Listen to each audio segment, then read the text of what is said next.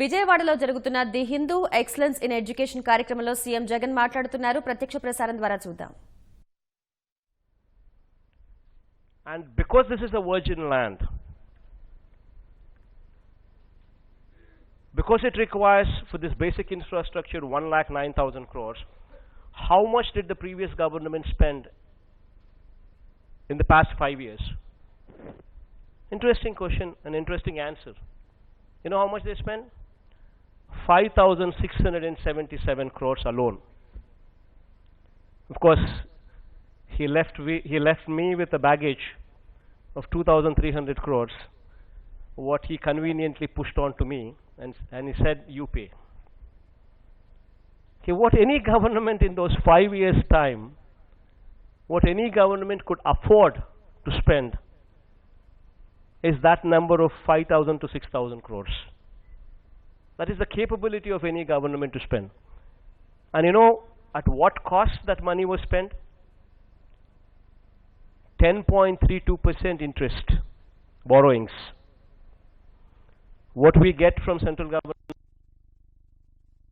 1,500 crores came in. And I don't expect anything beyond that to come in. Maybe at best they'll contribute another 1,000 crores. Beyond that they don't contribute. So everything would have to come with the debt. And this is the interest rate we're paying. And now you tell me, as a father, what would a father do? What would a chief minister do? Today my situation is, I'm sitting down here. There is this Amaravati capital which requires 1,09,000 crores minus 6,000 crores, another 1,03,000 crores to provide for this basic infrastructure, roads, drains, power and water. And now my ability to put in money is around about 6,000 crores, or at best 7,000 crores. Even presuming that the borrowings come. Now an investment, the amount what is required is more than 1,00,000 crores. And my ability to put in is around about 5,000-6,000 crores. Wouldn't be, just imagine what it would contribute. It would be like a drop of water in an ocean. It would not even be visible. Whereas Visakhapatnam, Vizag, it's already a number 1 city in Andhra Pradesh. It has all the infrastructure already in existence. The roads, the drains, the power, the water, everything.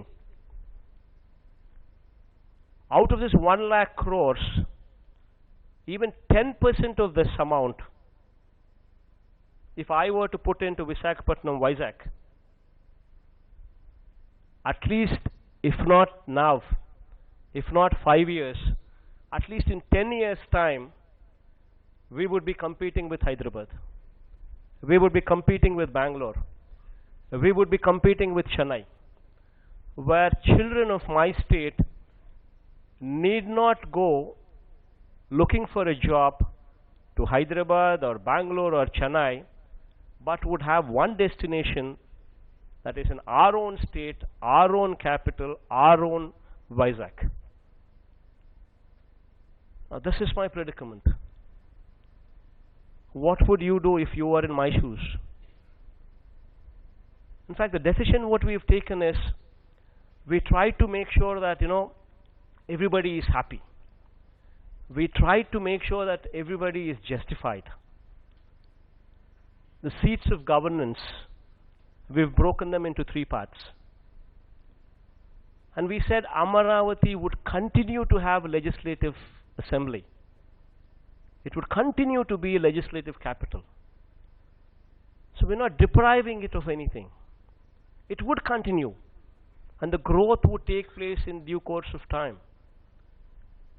As and when the natural course, the growth would take place.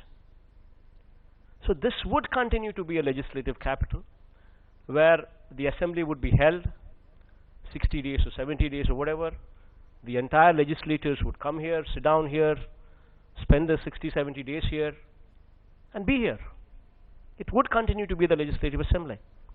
While Vizag, the number one city currently in Andhra Pradesh, would become the executive capital, where the Chief Minister sits, where the ministers sit, where the Secretariat operates, where the HODs, head of the departments, operate, where there is a proper infrastructure already in existence.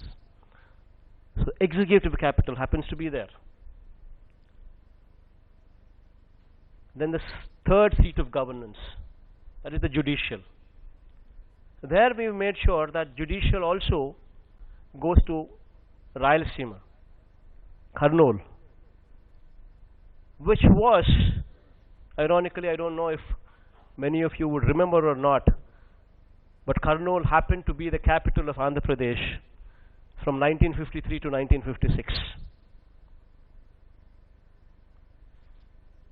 When the state of Andhra Pradesh was carved out, way back in 1937 itself, prior to independence, when we were part of Tamil Nadu, when Telugu people wanted a different state, it was agreed upon and agreements entered into that Kurnool, there was an agreement by name Shribag Pact was entered into, where in those days itself, elders in those days have decided that decentralization should take place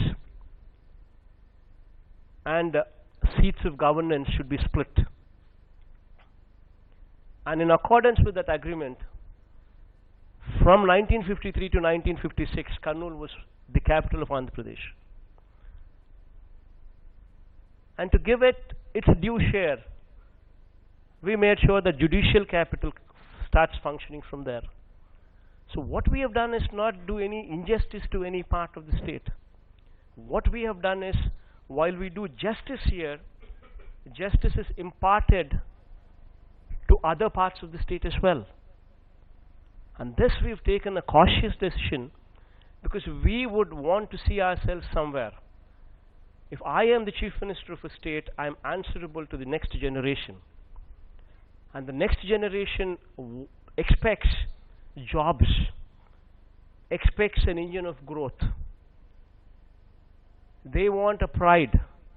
They come out of a college, a degree in their hands, looking for a job.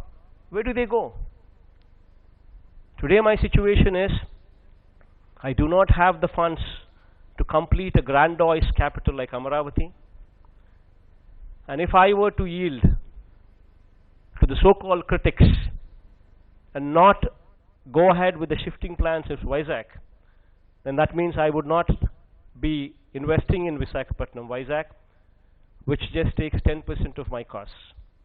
Then what would I do after 5 years down the line? We sit down here, we come here, and then we once again say, where is your capital? And I would still say in a village or a mandal headquarters, a Tullur, where I do not have the financial ability to complete it. And then this 1 lakh crores, mind you, is just the basic numbers. 20 years down the line, this 1 lakh crore would probably become 3 lakh crores or 4 lakh crores with interest added to it. So every time we come close, the interest rates once again make sure that 1 lakh becomes 3 lakhs. And we do not have a land bank as the opposition leader Chandrababu Naidu says so. I've asked with the authorities as to how much of land bank we have. Surprising things, surprising information that we got. Minus the NGT land, the Green Tribunal, according to the norms, whatever land what we are supposed to leave, minus the land that we are supposed to leave because River Conservation Act says, if we were to remove those lands where no construction activity legally is supposed to happen, we're just left with around about 5,200 acres of land.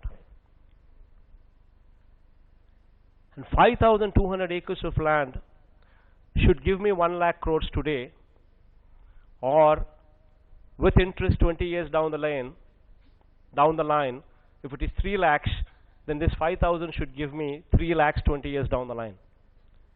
So it's 20 crores an acre now, or 5,000 into, probably 3 lakh crores or 4 lakh crores, 90 crores per acre 20 years down the line.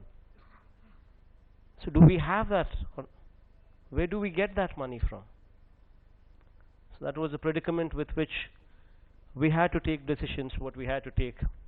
And all of them sound very revolutionary. But all what I can say is, I have done everything as a father would do. And since I've been bestowed with this responsibility of being a father to the state of Andhra Pradesh, I've done my fatherly duty to the best of my ability. And thank you for this opportunity. And any of you want to ask anything, I'm there to give you some replies. You first. You can ask questions. Any of you, have any queries, any doubts, any issues, you can always ask.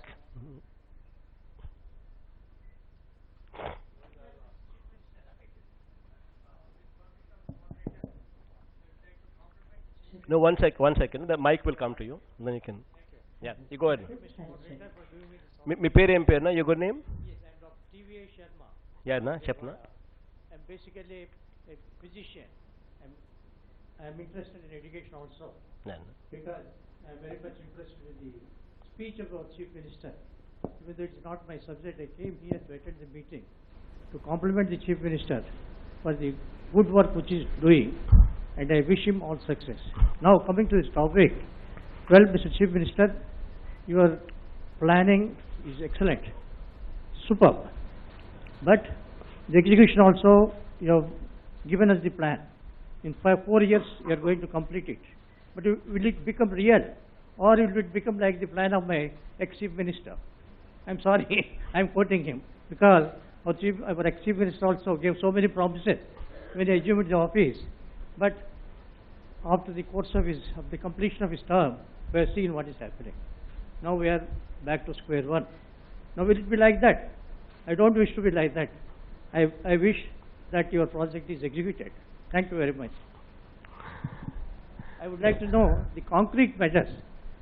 See, you have given about the financial estimation also for the project. Are you ready with that, or are you waiting for any grant from any other source? Thank you. No, as I've said earlier, the decision to shift originates from the fact that we do not have the funds. Decision to shift originates from the fact that that is less expensive. That takes only 10% of 1 lakh crores. So the very fact that I do not want to mislead people, I do not want to show graphics, I do not want to show Bahubali graphics or Singapore city or Japan, or one of the Japanese cities. I do not want to show those graphics, and I do not want to mislead anybody by doing so. I'm just saying the mere facts. This is reality. We do not have that kind of funds. And if order of priority were to be drawn on, where do we stand? See, today I was discussing the other day the plight of water in drought-prone areas. You know, the situation currently is we've seen good amount of rainfall this year. Yet, in Rayalaseema area, 6 districts, 4 districts of Rayalaseema and Prakasam and Nellore, we've seen a situation where dams are not filled up, where the carrying capacity of the canals, the water carrying capacity in the canals, it's not there. R&R issues are there. To make sure that these dams are filled up, to make sure that these carrying capacities of the canals are in line with the dams to be filled up, the drought mitigation package, what engineers have arrived at, is a 33,000 crore package.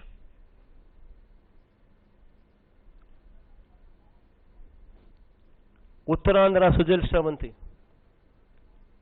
the districts of Vizag, Vijayanagaram, Srikakulam, where Polavaram canal needs to be taken up to Srikakulam.